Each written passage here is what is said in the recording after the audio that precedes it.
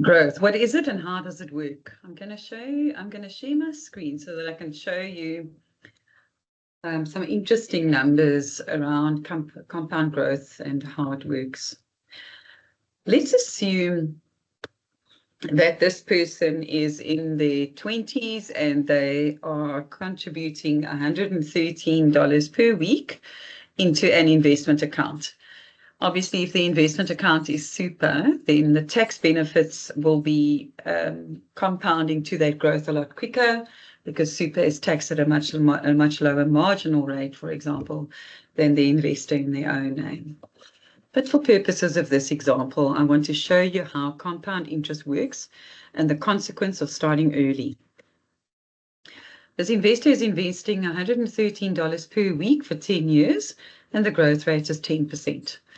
The outcome after 10 years is that the regular deposits have totaled $58,000 and the interest earned is $41,000. So very, very close to the amount that they've put in. So it's almost 1-to-1. And the total amount of savings is $100,000. Now this person, for whatever reason, then no longer contributes to this investment, but decides to retain the amount that has accumulated up to this point. So for purposes of this example, we've taken $100,000. I mean, you've got to celebrate all of this, isn't it? So we've taken $100,000, we've added it into the investment, we've left it there, we've done nothing, and we've left it there for the next 30 years, and the amount of interest is compounding annually. So what was the amount that we started with? $117 a week. After 30 years, the value of that investment will be about $1.7 million. Now, let me show you what it's going to take for somebody who starts to invest in their 30s to achieve the same or a similar outcome. This investor is starting to invest in their 30s, and also they will be investing until they're retired at 65. But the amount immediately needs to be $179 a week. And the period is for 30 years. This initial investor had $112 a week, and the period invested was for 10 years initially weekly.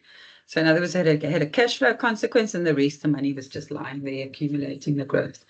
So what happens when you have to put in $179 per week for the next 30 years? You will have a very, very similar outcome at the end of the period.